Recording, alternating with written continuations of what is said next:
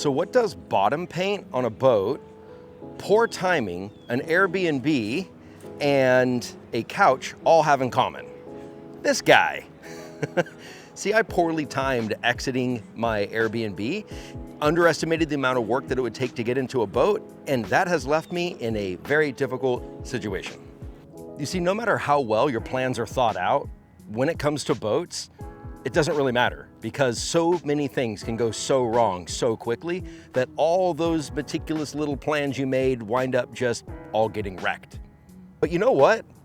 That's actually okay because that becomes part of the experience, right? We live in a world where everything has kid gloves on, where everything is so baby-proofed. And when you do something on a boat, you're really signing up for a lot of variables, a lot of adventure, and a lot of new possibilities. But what comes with that is a fairly extreme amount of things that you have to acquire and learn, and it can be a little overwhelming. I'm kind of going through that right now.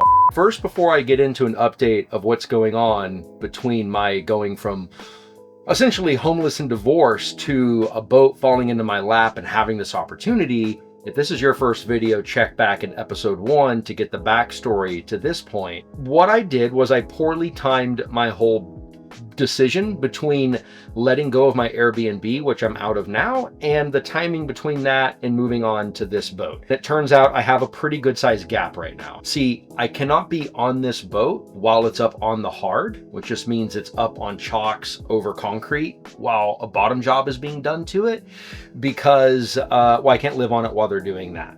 And there's also no electric inside this boat. Nothing's been turned on in like a decade. So for the first time in my adult life, I'm actually couch surfing. Staying with friends, and people are opening up their homes to me for a little bit here, and I'm just kind of bouncing around. And I have a beard, and that's because I can't find my shaver because all my stuff is scattered all over the place. I mean, check out my car. So everything is pretty tight right now, and I just don't want to move anything onto the boat until I address all of the electrical stuff. So there's that. So professional. I'll be cleaning out this boat, Nomad, that has about 30 years worth of accumulated stuff on board. And then Steven's gonna step in and help me make sense over what these old maritime trinkets are and separate the junk from the treasure. I'm also going to organize for cleaning the boat. I'm gonna bribe a bottom job guy, and I also very much need your help on figuring out something that has everyone in the Boatyard stumped concerning this through hole situation.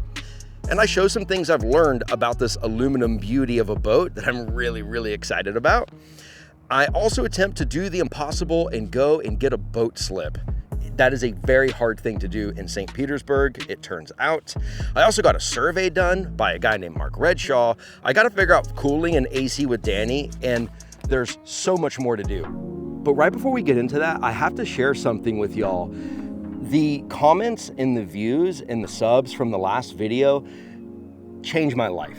At a time when things are quite challenging for me, I have gained a warmth and a resolve and a sense of purpose and vision simply because you guys have watched and commented and subscribed.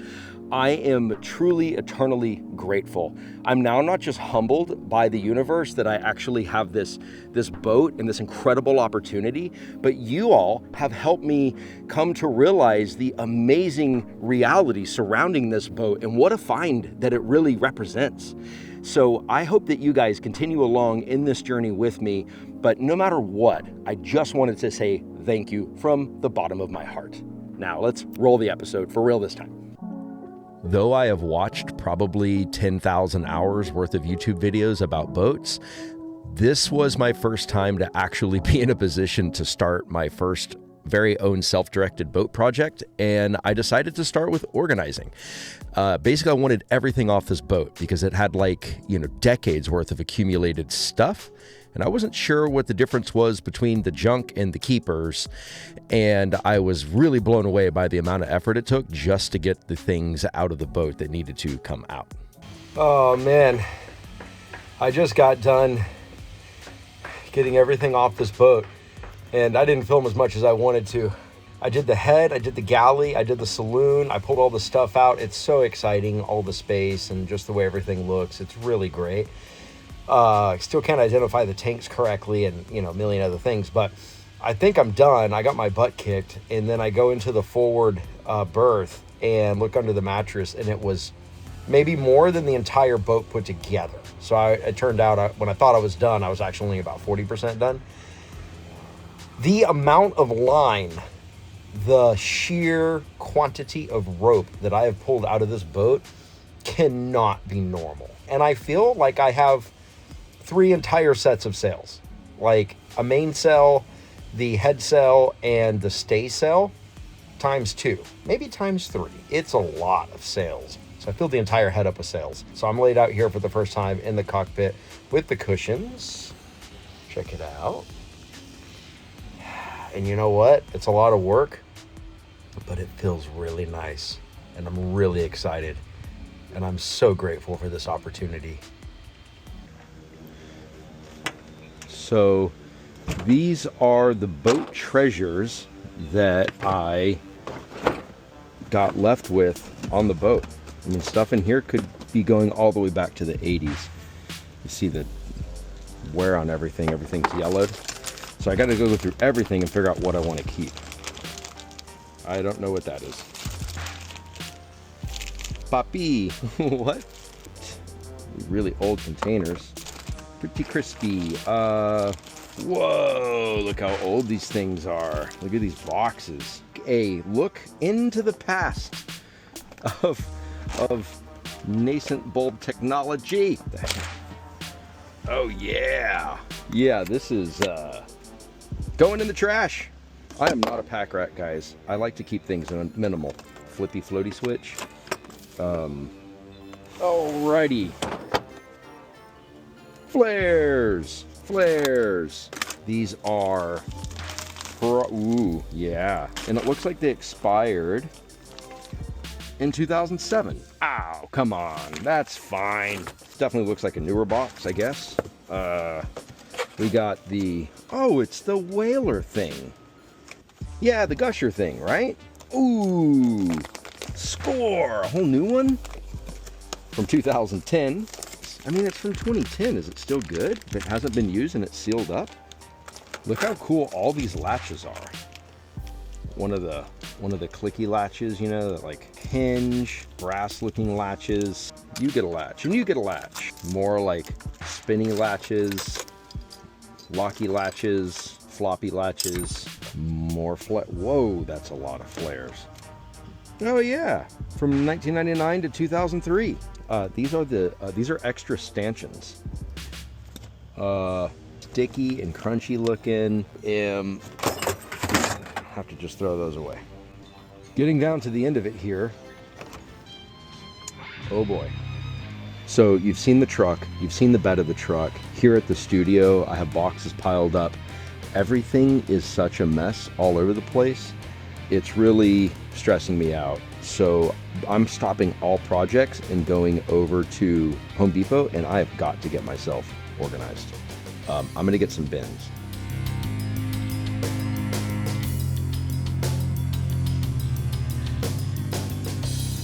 Okay, I was totally panicking. So this is how I like things to look. Got some bins, got organized. I have my cleaning supplies ready to go. Very excited to get to clean the boat. So I gotta go meet up with Danny, the AC plumbing extraordinaire, marine ABYC master electrician. He only holds like several certifications with ABYC, and he is going to be drilling a hole in Nomad. That's terrifying. To get this hole drilled in it for the AC system. The boat is simply unlivable with it the way it is if there's no AC. I mean, that's not going to work in Florida, and where I'm going to use it around the Bahamas and stuff to start with. So that is a big step.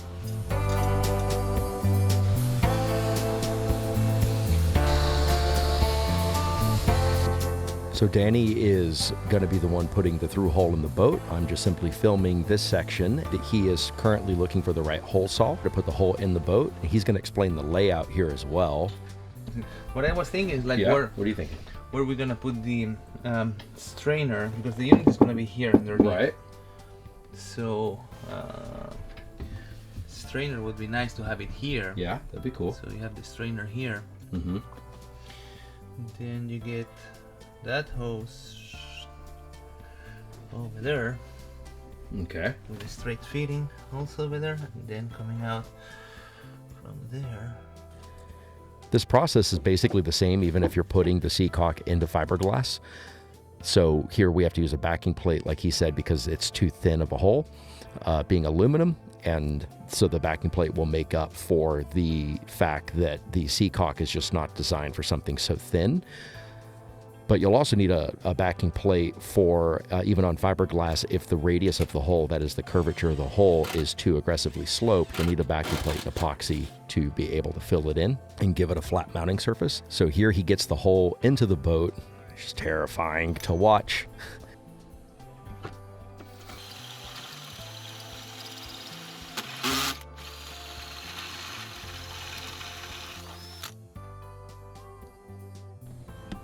Okay.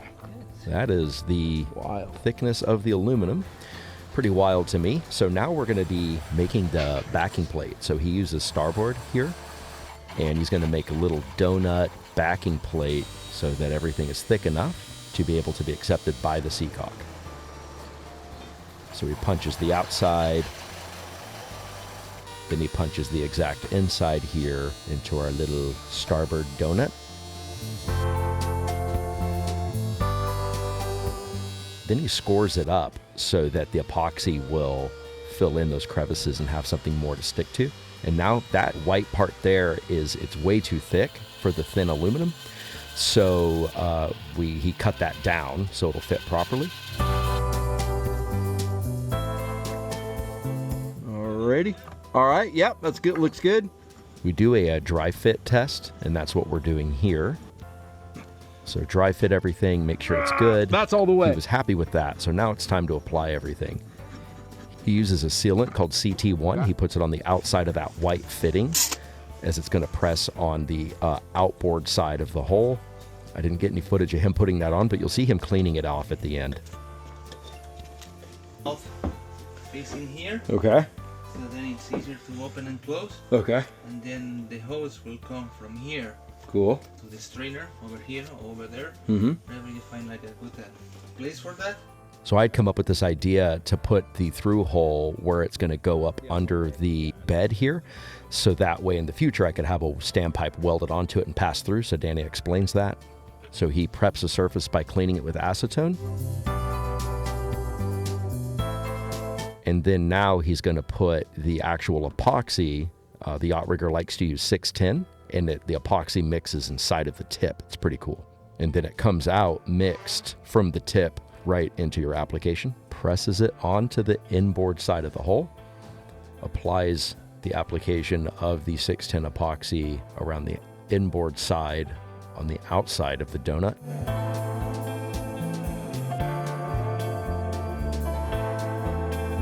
Then my job is to hold the actual seacock itself and squish it down while he twists from the outside, just like you saw me doing on the dry fit. Okay, 1 second. Okay, I'm holding it. So really, that's the process. It's job done after that. Everything feels good. It feels strong. It's something that I'll keep an eye on in the future. I will get a standpipe welded in there. That'll be a marine grade aluminum pipe welded in and going up through the bed so it's up above the water line.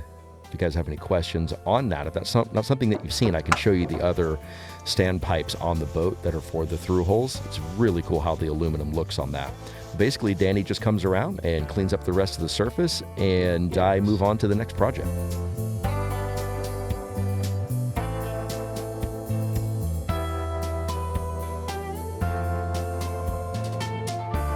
Done. Nice. All right. Through holes with Danny. Yeah. Woo.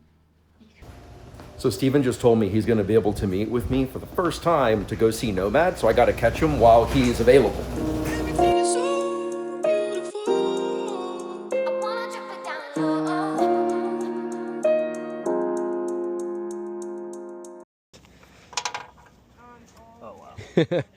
Says like a tank lid kind of fill.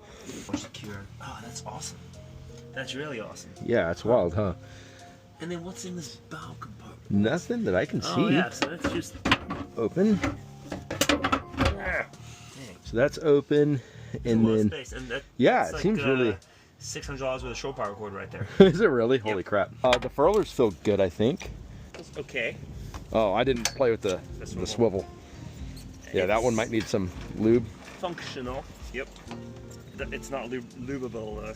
Oh, you just have to clean it because they're. Well, Oh, you can't even do that. Clean it, they're sealed. Oh, I didn't realize They're that. rebuildable. Oh yeah, I see where that is heavier. See that long shaft that we found? Yeah.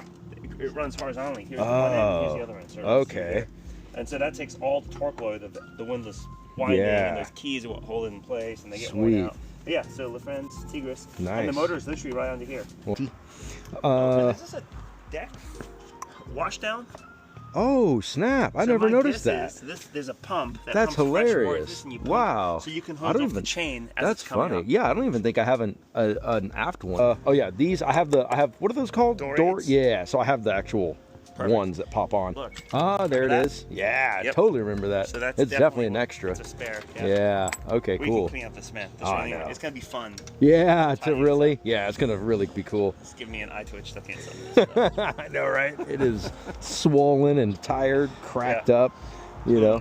And like oversized. Like we can. Oh, is it really? downsize so Oh, much nice. of this to be Nice. cleaner, Yeah. and maybe even reduce a bunch of it. Like, Yeah. Like, I don't know what is going on with that block with a 4-to-1 on it. Like, I think that's maybe the pole uphaul that is, crazy. Yeah, Oh, it's so funny. clean that up. A solar panel that sits under the boom gallery. That's funny. I was wondering about that. Do a Yeah. nice 400 watt under here. Yeah. Split face those so that if it's Right. shade on one side, you still get all the output. Yeah. And then you do have the option to push the boom all the way outboard, like when Yeah. you Then pick it all up. Yeah. That like makes put sense. preventer on it. Right. Yeah. With the preventer. to maximize the solar. Came in. Right. Look at this. Those are the sails. I didn't know where else to put them. It's a lot of sails. Yeah, and we need to just drag these down I to the know, park one right? Saturday, Yeah. spread them Just all see out what and is look going at on. what's what, because half of it might be junk. Yeah. Totally. Clip fabric back there. I don't know. Have you ever popped that off? No. Can you get back Put there? that on camera? Yeah. I'm filming. Oh, access. What is it? Oh. So that holding Yeah, tank. I've never seen that. Holding Oh, tank. definitely a There's some tank. clues. Yeah. Now you can follow that back to... Okay. Link, pull all this out. So this will be a cool shelf, though. Yep. And then. And you'll need a place for a VHF. Like that's Yes, the one exactly. thing. Yeah. Get my VHF. Wow. Got this whole thing.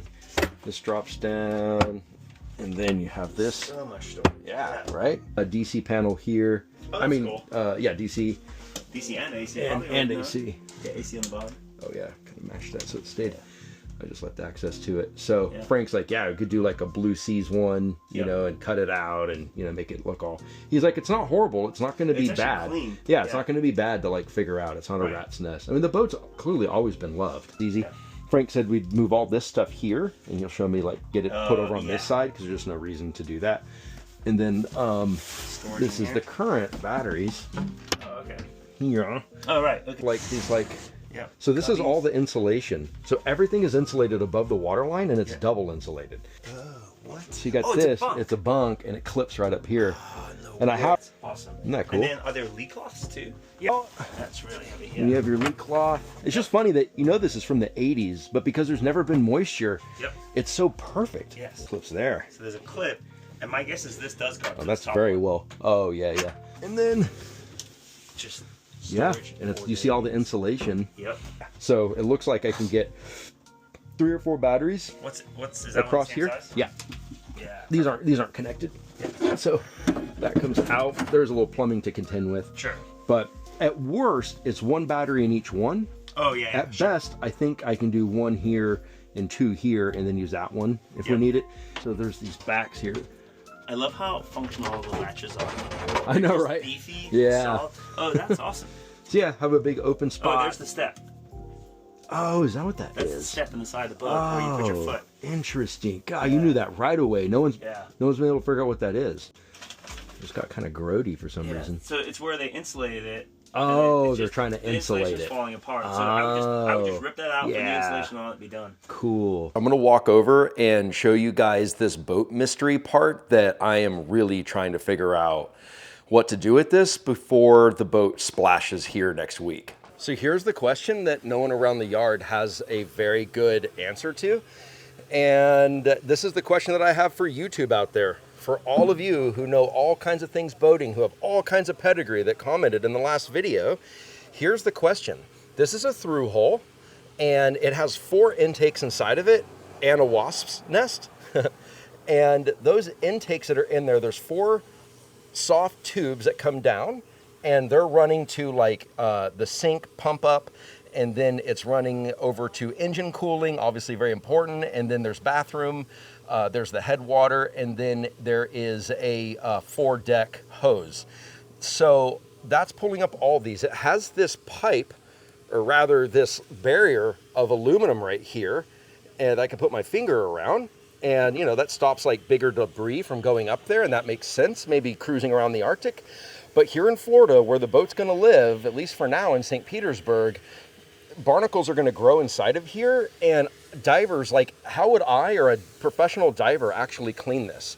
So what do I do about this? Do I just leave this open? Like, do I not touch it? Do I cut this off entirely? Do I cut a strip out of the middle and maybe put like aluminum brads in there, or like those little like pipe thready things, and then run tubes on the, I mean, you know, I don't know, man. So whatever you guys, if you guys have any ideas, let me know, because that is quite the question there. So confession time here. I am running out of time in this episode, and I don't want it to be an hour long, not unless that's something you guys want to watch. I think breaking it up is better. So all those things that I talked about at the start of this episode, I'm gonna have to get into in the next episode. I'm finding that pacing is a little bit difficult around something that has this many projects going on at the same time. So we'll be getting more into that next time. I do want to mention something really important though.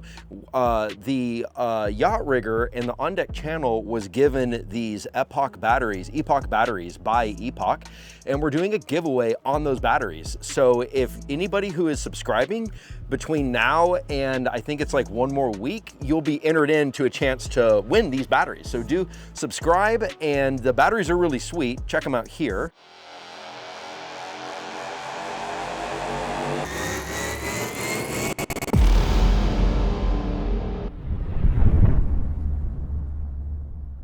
And if you look on the channel, there's a really in-depth kind of nerd out about these batteries. I'll link that in the description below and up here. And these guys really get into it. It really deserves more views, but you have to go into the video knowing that you're listening to a couple of guys who are absolute marine pros, deep diving on lithium ion battery technology. And it is quite a deep dive, right? And want to learn more about that, we'll be announcing the winners of those batteries here very soon. So I'm going to continue to couch surf and kind of find my way around different places as I work out these next things that are coming up on the boat. And it's really very, very cool what's next, because next is the boat actually going in the water and seeing a boat that's been on the hard for 10 years, that's made out of metal, you know, aluminum, to see that actually floating. I'm like, God, please let it float. And then starting that engine for the first time in that many years is gonna be, it keeps me up at night. I put a lot of thought into exactly what to do surrounding that engine. And there's just gonna be all the projects, all the things going on. For you guys that are not boaters, I do hope that you stick around for the journey, because you're getting a pretty good look at someone who's very green to all of this, jumping out of the whole real estate normalcy of life and into boating. And I'm surrounded by experts who can actually help inform me of what I'm doing, as well as you guys on YouTube. And I'm so thankful for that. If you guys would consider liking and subscribing to be part of the journey, and for those of you who already have, from the bottom of my heart, thank you so much. You have changed the game for me, and I will see you guys in the next episode.